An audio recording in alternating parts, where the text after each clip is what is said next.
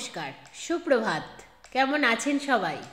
আমি অনন্যা, অনন্যার ব্লগসের আরও একটি ঝাঁ চকচকে নতুন ব্লগে আপনাদের সকলকে জানাই অনেক অনেক অনেক স্বাগত। আশা করছি আপনারা সকলে খুব ভালো আছেন, সুস্থ আছেন, সাবধানে আছেন, নিরাপদে আছেন। আমরাও বেশ ভালোই আছি। আজ দিনটি বৃহস্পতিবার, সকাল এখন 8টা মতো বাজে। আপনাদেরকে সাথে নিয়ে ঠিক এখন থেকেই আজকের ব্লগটি আমি শুরু করছি। যথারীতি প্রতিদিনের মতোই আজ সকালটাও সেমভাবেই শুরু হয়েছে। সকালে উঠে ব্রাশ করে ফ্রেশ হয়ে বাসি কাজ ছেড়ে চা পর্ব মিটিয়েই ছাদে চলে গিয়েছিলাম। গতকাল যে দুটো চন্দ্রমল্লিকাকে টবে ট্রান্সফার করেছিলাম, একটি গাছ ঠিকঠাক থাকলেও হলুদ চন্দ্রমল্লিকাটার পাতাগুলো কেমন নুয়ে পড়েছে। দেখে তো মনটা ভীষণই খারাপ হয়ে গেল, তার সাথে চিন্তাও হচ্ছে আমি কি ট্রান্সফার করার সময় কয়েকটা শিকড় ছিঁড়ে ফেললাম। কিছুই তো বুঝতে পারছি না, আবার মাকেও বলতে পারছি না। এই কথা শুনলে মা হয়তো বলবে এত বড় মেয়ে গাছ লাগাতে পারে না, সেই জন্যই চুপচাপই রয়েছি। যাই হোক, যথারীতি ছাদে গতকালের ভিজে জামা কাপড়গুলো মেলে দিলাম, আর চন্দ্রমল্লিকা গাছগুলোতে একটু একটু করে জল ছিটিয়ে দিলাম, আর গাছের গোড়ায় জলও দিলাম, যদি পাতাগুলো একটু সতেজ হয়। মা যখন এরপরে ছাদে আসবে, মা তো গাছগুলোকে দেখেই বুঝে যাবে কি প্রবলেম হয়েছে, কারণ মা ভীষণ গাছ পছন্দ করে। আর মা যেহেতু প্রচুর গাছ নিজে হাতে লাগায়, এমনকি মা গোলাপ গাছের চারাও তৈরি করতে পারে জানেন।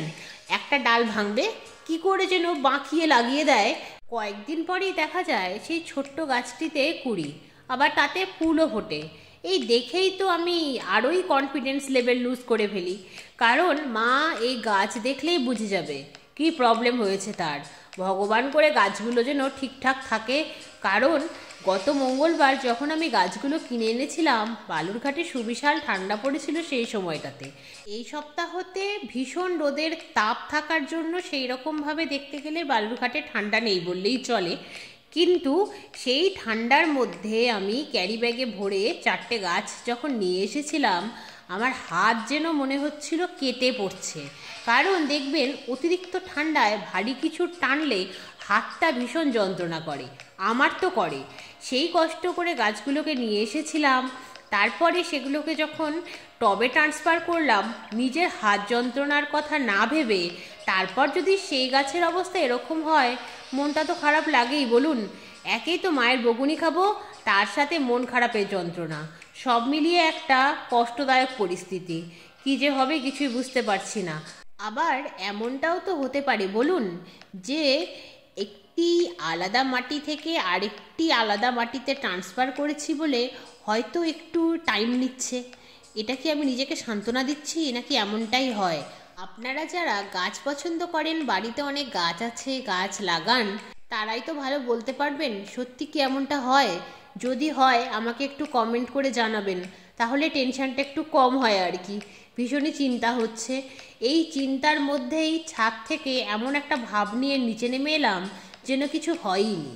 এইরকম ভাবলেশীনভাবেই রান্নাঘরে ঢুকে পড়লাম। রান্না বান্নাটা তো সারতে হবে বলুন। এর মধ্যেই সান্ত্বনা দিদি চলে এসেছে। এসেই তো শুরু হয়ে গেছে তাড়াহুড়ো। আর কি বলবো, জীবন পুরো ওষ্ঠাগত। এই তাড়াহুড়ো করতে করতেই আজকে রান্নাবান্না শুরু করে ফেললাম।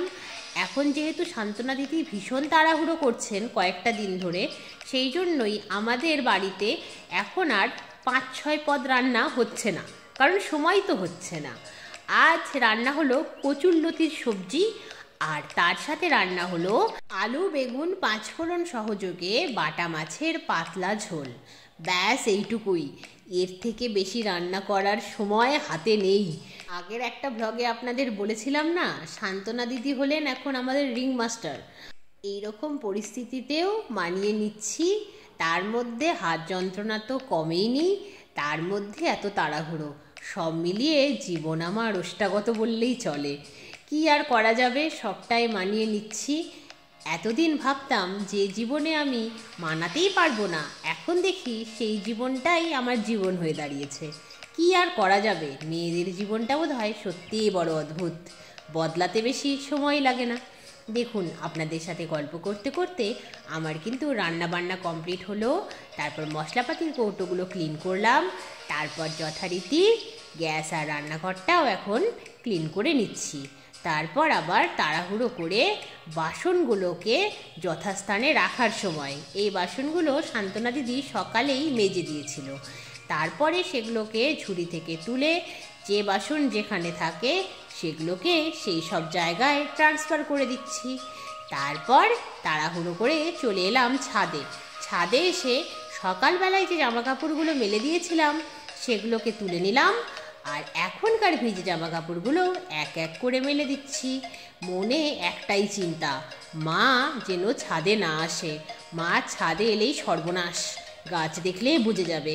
গাছের পাতা এখনও নুয়েই আছে জানেন। মনটা না ভীষণ খচখচ করছে, কিন্তু আমি তো আমার বেস্টটাই দিয়েছিলাম, কি যে হলো কিছুই বুঝছি না। মায়ের পুজো তো ইতিমধ্যে প্রায় শেষের পথে, তাই আমিও নিচে গিয়ে তাড়াহুড়ো করে স্নান করে নিলাম। স্নান সেরে মা মেয়েতে মিলে লাঞ্চ সারলাম। তারপরেই চলে এলাম আবার ছাদে। একটু রোদ পোহানো হলো। তারপর রোদের তাপ কমে যেতেই জামা কাপড়গুলো তুলে নিলাম আর গাছগুলোতে জল দিয়ে নিলাম। এখন দেখছি পাতাগুলো একটু সতেজ হয়েছে। যাক বাবা, চিন্তাটা গেল। মনে হয় টপটা ট্রান্সফার করার জন্য এমনটা হয়েছিল, তাই না বলুন? দেখুন পাতাগুলো কেমন সোজা হয়ে গিয়েছে। বাবা শান্তি। তারপর নিচে গিয়ে জানলা দরজাগুলো বন্ধ করে দিলাম। তাহলে আজকের মতো এ পর্যন্তই। আবার দেখা হবে খুব শিগগিরই অন্য একটি নতুন ব্লগে। ততক্ষণ সবাই খুব ভালো থাকবেন। আজকের ব্লগটি কেমন লাগলো জানাবেন। ভালো লাগলে একটি লাইক করে দেবেন। চ্যানেলে নতুন হলে চ্যানেলটিকে সাবস্ক্রাইব করে দেবেন আর আমার বন্ধু হয়ে যাবেন। তাহলে আজকের মতো টাটা।